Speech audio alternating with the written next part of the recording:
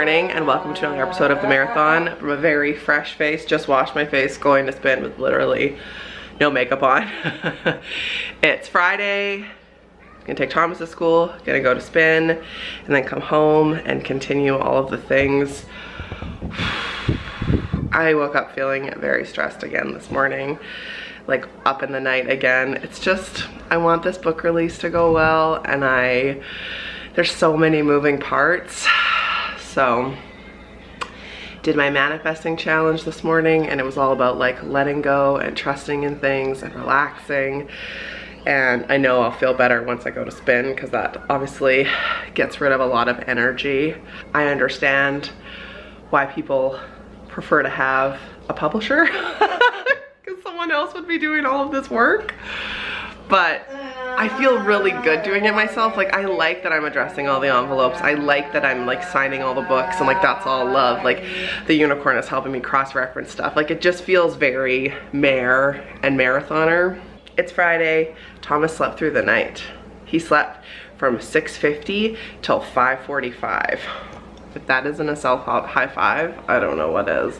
I didn't sleep through the night, but he did, and so this is all very promising on the changes that I've been making and all the hard work he and I have been doing. Too early for a cocktail. Okay, let's go spin.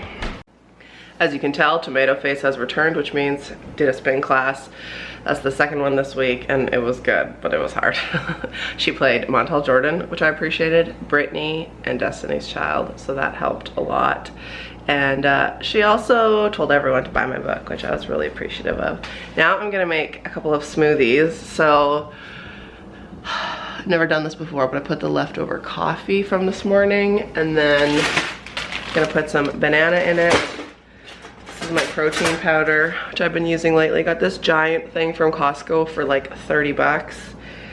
What else did we say? Peanut butter? Yeah, peanut butter. And we're gonna see how it tastes. I can't even hold you up right now. I'm sorry, my arms are so sore from that spin class.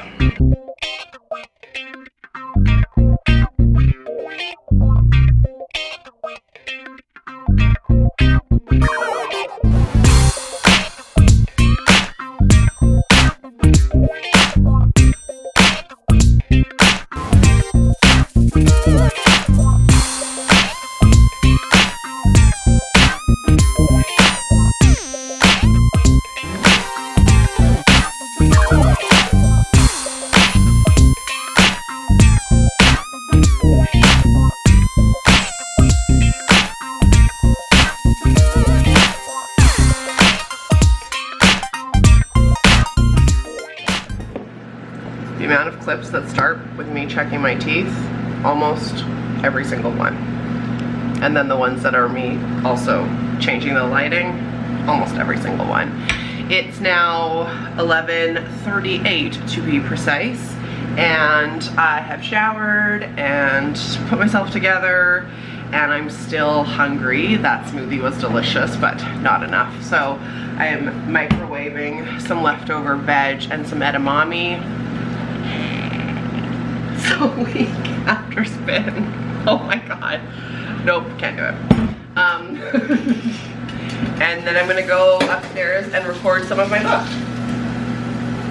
I got the okay from my audiobook editor last night. She listened to the chapter that I did this week, and she's like, you sound great, you don't sound sick. So I'm gonna power through, do as many chapters as I can before my voice starts to crack. Not from being sick, just from, you know, overuse. And I can only do that when Thomas isn't home, because obviously the house needs to be in complete silence. I even considered turning off the furnace, but you can't hear it, so I'm trying to make it as good quality as possible. This is what we're eating. Veg mixed with edamame. I'm gonna put some nutritional yeast on there probably. Then I'm just gonna sit for 5 minutes, eat this, and then I'm gonna go upstairs and record hopefully chapters 18, 19, and 20 at least. I'd like to do 3 chapters. Here's a little behind the scenes if you end up buying the audiobook. I've been using this Tranquility Relaxing Mist from Sage, spraying it on my face. And then I'm gonna add this to the mix, my sleep lotion from Bath & Body Works. I like the lavender and cedarwood one, just to really calm myself. I will say that recording the audiobook has been very special. Such an honor, and it makes me happy to be able to go back and read it like slowly and with intention, because I have read this book, I couldn't even guess how many times, and my poor editor Simone as well. Yeah, if you listen to this audiobook, know that it was really special to record. Am I gonna let you hear some of this? I think so. Let's do it. Let's do it. Oh my gosh. Chapter 18, Take Action to Let Go. I remember two things very vividly from one of our first dates. One, Jeremy remarking that he couldn't believe how open I was about my dad passing away 3 years prior. Two, me explaining my ultimate pet peeve, people who complain and never do anything to make a change. Perhaps they did once my siblings and I went to bed, but I cannot remember my parents ever complaining about our circumstances. Not once did they play the victim, whine, or feel sorry for themselves.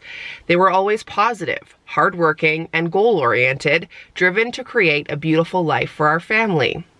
We weren't well off by any means, but I had no idea how much they struggled or how hard they worked to provide for us.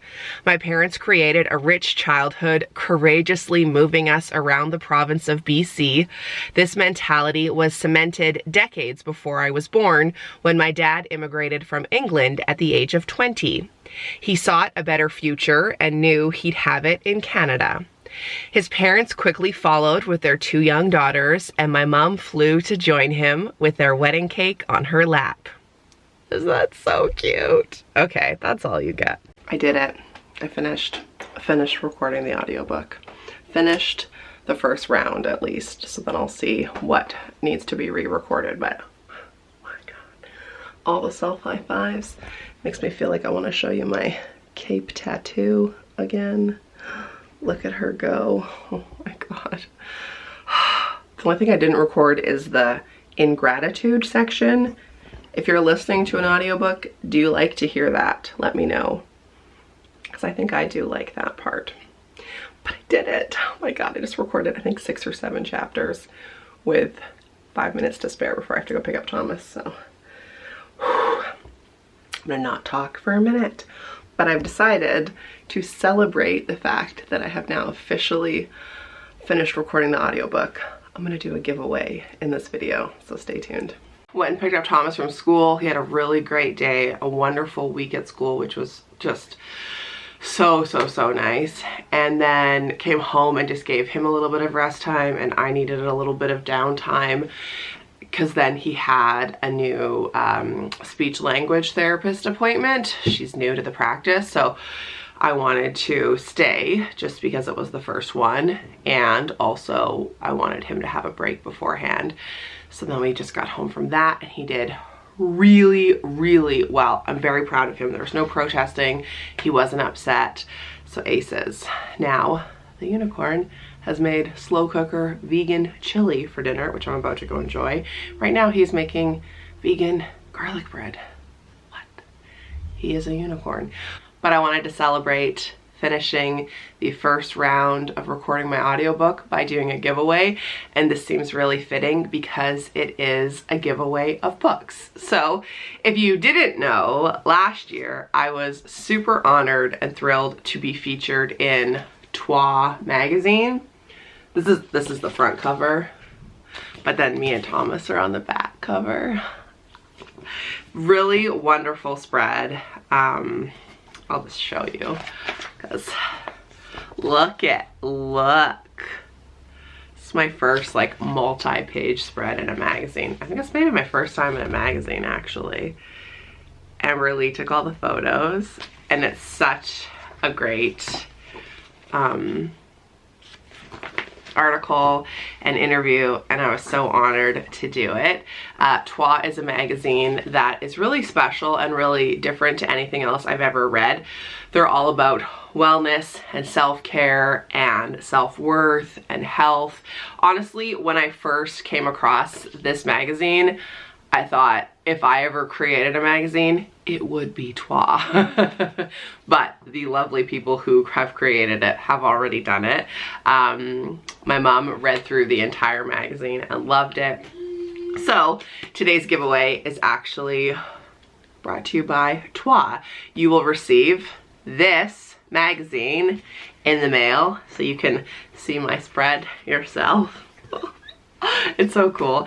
And then they also very kindly have offered to give away a compilation of books about grief. And I will say, when I first became a widow and when I first lost Jeremy, I was overwhelmed by how many different books there were, and I felt like I was so devastated that I couldn't even imagine trying to like weed my way through it. So I'm hoping that these 3 will help narrow it down for you, or you can read them yourself and then pass them on to somebody else. They're all very different, but they are all incredibly helpful in their own way. So the first one is called Getting Grief Right, Finding Your Story of Love in the Sorrow of Loss. And I thought that that title was so perfect. So it's written by this doctor, Patrick O'Malley, and he is a grief counselor, and he also is a psychotherapist, and then he lost his son. And even though he had been studying this and helping people for so many years, obviously the loss of your own child would rock you to your core, unimaginable. I can't even begin to fathom it. So what is incredible is this book is about his journey, but then also him helping other clients as well. And then he gives really good like takeaway and tools for you, whether you've lost a son or a spouse or a parent. Like, it doesn't have to just be that one specific thing.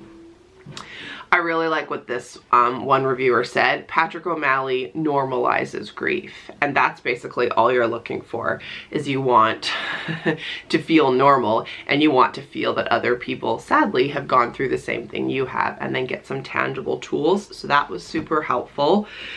The next one in this giveaway is called A Widow's Might, The Secret of Finding Strength in God by Judy A. Knox. And what I liked about this book was that you really just feel less alone. And that has been my whole life's purpose, my work's purpose, is to make sure that you feel less alone. And this book is a great reminder of that as well. So this one's called A Widow's Might. And this one is included in the giveaway. And then the last one is a bit different. It's unlike anything I've ever seen before. It's called Grief Day by Day, Simple Practices and Daily Guidance for Living with Loss. And this one's by Jan Warner. So it's like, it's set up with 365 different days of reflection, and you could start at January 1st, you could start February 1st, you could start at like March 23rd, it doesn't really matter. But basically it helps you work through a year of grieving at your own pace, which I really liked. So there's that. And then they're also like set up in different sections. Like, let me just read you one, because some of them are just so great. So this one says, Becoming a Grief Whisperer. Think about what kind of help you might like to give. You may want to stay in the virtual world, but it's also good to venture out into the real world. You may want to work with other grievers or animals. You may want to tend a community garden or deliver meals to elderly people. So that was really good. There's another section that says, once a day for as many days as you find helpful, write, I am still alive, my life has meaning. Write it 10 times or more times. If you're comfortable with this, write on a mirror you look into often, I am still alive and my life has meaning. Like, it's just filled with such great mantras and help. And then also another on the same vein of like not feeling alone.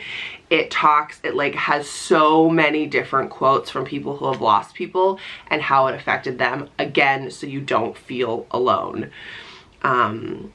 It is incredibly helpful. So this one also is included in the giveaway. So the 3 books and the magazine are today's giveaway. I'm super excited to be teaming up with TOI.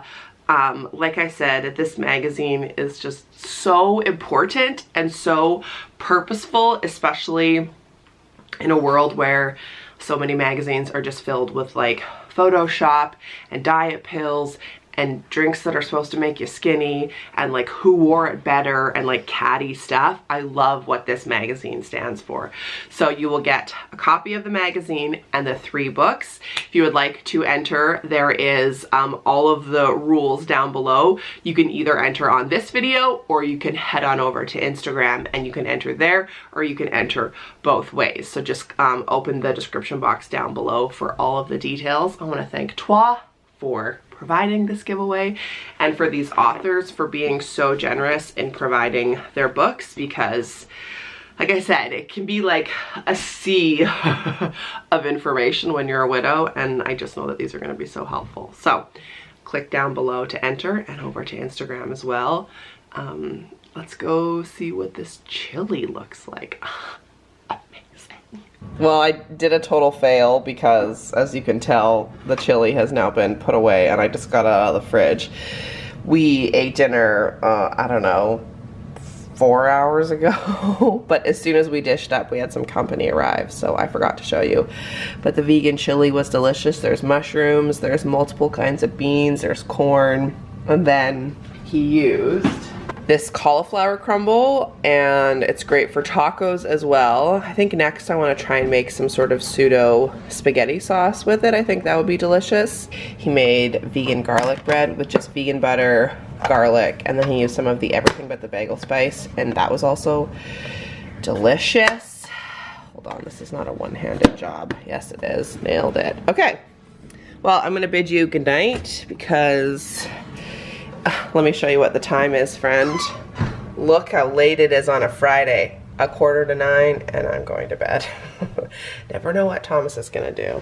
So I'm gonna just cover my candle, say goodnight, thanks for watching, lace up, subscribe, become a marathoner.